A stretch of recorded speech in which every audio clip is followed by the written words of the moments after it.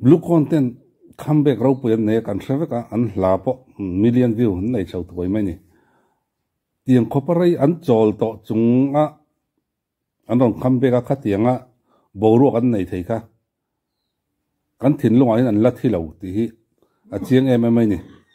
tin heya bik takin kim kimi azai motor a om zau zawa ama tein anzai ngai tha ka nu ma tin an hun lai le an wang lai khatan pe chonin ril ro hi a khoi dan hi dang dei mai ni ole kim kimi le zau thana zai ngai thang ei no ve to zon lai mi dei ta pa nya ta pui to thang ba dai kiam cho cái này tin thế này à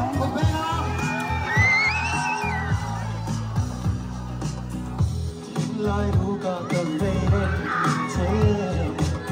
in ni om che lo du lai ma pui mình có tàn on pui về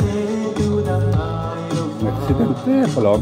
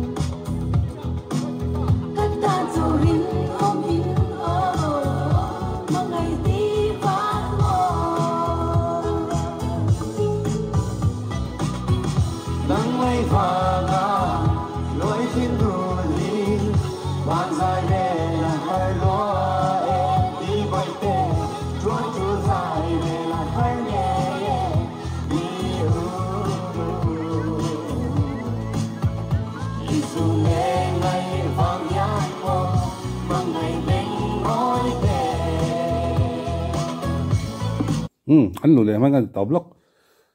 rất thằng nào mấy check in zaya mình hắn chết sốt pui trap à ama rồi tụi lại còn zai thiểm thế anh chẳng càng cái thế ấy sao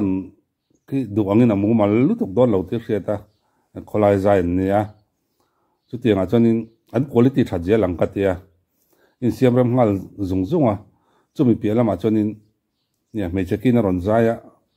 zai nal lệ dài mồi har đau những cái gì à mà rồi chú đây cho nên hay giao thằng à dài thiềm gì à haron lăng à quality này thật gì haron lăng à tin kim kimi po hết thì trên kan một tàu lâu chung à ôn đàn pa ngay pat mấy là ron nal thấy à phật cái tia anh dài ngày ta cái nuông khóc mấy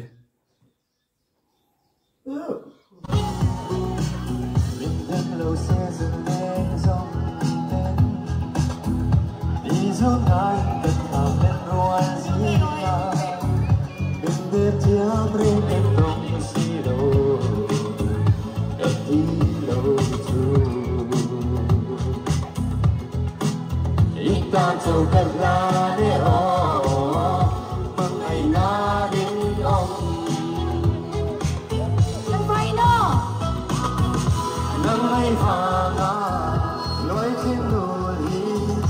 và dài về là hai loài đi với thế chúa dài về là hai nghề đi dù lên người vàng nhang mà ngày đến nói kể anh zai thì mà anh zai ngày nó mà nị thì akhriat rằng mấy anh chú mi pui khi thì zat khi anh cầu kho min anh đằng đinh thấy nè chứ bằng chân anh giải tiệm gì à sẽ chơi ngay là nó lẳng reng mày cái mà ni chốc lộc phần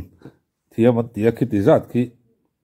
đinh chúc mày nên đinh clar phay pu đinh mur mày nè thì rất thằng tây phật cái tía hi anh em mọi nấu bể à mi bắt tan pon ngày thác nuông chi u cùng u palam tan pon nấu bằng tan pon khát tiếng chi ô khá anh ấy à dài hi a o hi chang kang katia tu po eng kim khatiang mil chi eng generation po mil chi te hian aron zai thiam thi aron zai chuak thina hei a quality that na kati ve keima chuan na maro chu ngai dana ni kherang amuni ka khelawa tin kim kimi soile da thini da a o an hun lai an wang lai khe patan chuanin a o ngai no bei de umai kan an khele chu ril ru kal thui du vong vong ani Kan para mel malung mo shangin Nung du samang chendan do tu an sam Ma se sira ilon se lang o Du lai vang mo Tu tin kan tan din ni ko En venye ya Nang ay vanga Luan sing nori 但係我都見咗話，我都見咗話，我都見咗話。 我住在了海边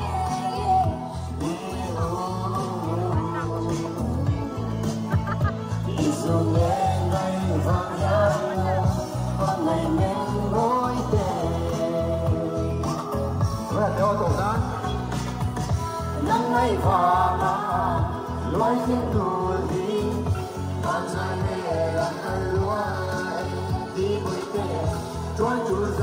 你的海边，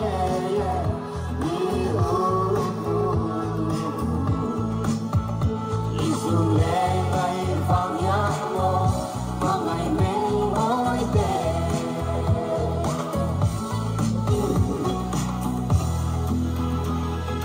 咁就咩？ kim kim po do san azai kan mu zel tur anga yang ole hun man nom vek ule